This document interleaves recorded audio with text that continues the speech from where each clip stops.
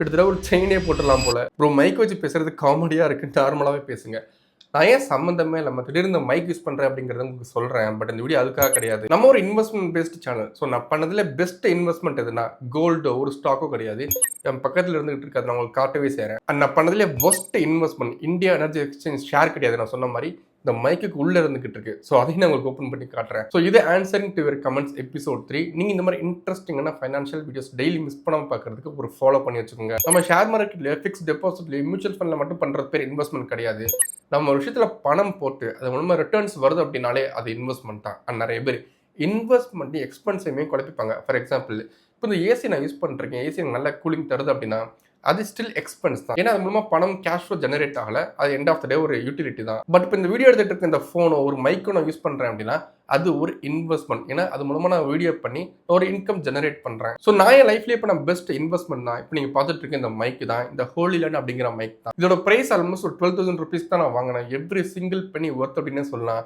And இதுக்குள்ள 2 mic இருந்துகிட்டு இருக்கும், ஒரு ரிசீவர் இருந்துகிட்டு இருக்கும். ஜஸ்ட் இந்த ஃபோன்ல கனெக்ட் பண்ணி ஈஸியாக யூஸ் பண்ணலாம். எந்த கஷ்டமுமே கிடையாது. இது வாங்கி கிட்டத்தட்ட 1.5 வருஷம் மேலே ஆச்சு. நான் 100 வீடியோக்கு நான் பண்ணியிருப்பேன், லாங் வீடியோ சேர்த்து. நான் மொத்தமே 2 தடவை தான் சார்ஜே பண்ணியிருக்கேன். இதனால தான் இப்போ நீங்கள் ரீசெண்டாக பார்க்குற சின்ன யூடியூப் சேனல் வந்து பெரிய பெரிய மீடியா ஹவுஸ் வரைக்கும் இந்த மைக் யூஸ் பண்ணிருப்பாங்க. இந்த ஒஸ்ட் இன்வெஸ்ட்மெண்ட் இந்த மைக் இருக்குன்னு சொன்னேன்ல, அதை ஓப்பன் பண்ணி காட்டுறேன். இப்போ நீங்கள் பார்க்குற இந்த மைக் தான்.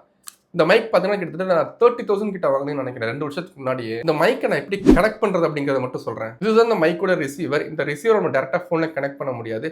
அதுக்கு இந்த ரெட் கலர் வயர் ரோட்லேயே தனியாக வாங்கணும். இதுவுமே 1000 rupees கிட்ட வரும். இந்த வயர் ஹெட்ஃபோன் ஜாக் 3mm ஜாக்கில் தான் வரும். அது நம்ம ஃபோனுக்கு கனெக்ட் ஆகாது. அதுக்கு தனியாக ஒரு ஜாக் வாங்கணும். இந்த வயரை நம்ம ஃபோனோட கனெக்ட் பண்ணதுக்கு அப்புறம் நம்ம பேசவே ஸ்டார்ட் பண்ண முடியும்.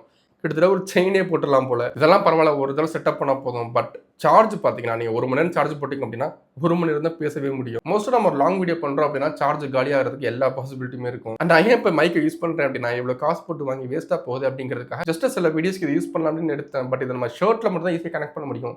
டீஷர்ட்ல இப்படி மாட்டணும் அப்படின்னா பார்க்கறதுக்கே வியர்டா இருக்கும் வீடியோல. அதனால தான் வேற வழியில வந்து மைக் யூஸ் பண்ணிட்டு இருந்தேன். ஸோ இதுக்கப்புறம் இந்த மைக்கை நான் யூஸ் பண்ணுவாள் இதிலே பேசும் அப்படிங்கிறத நீங்களே கமெண்ட் செக்ஷன்ல சொல்லுங்க.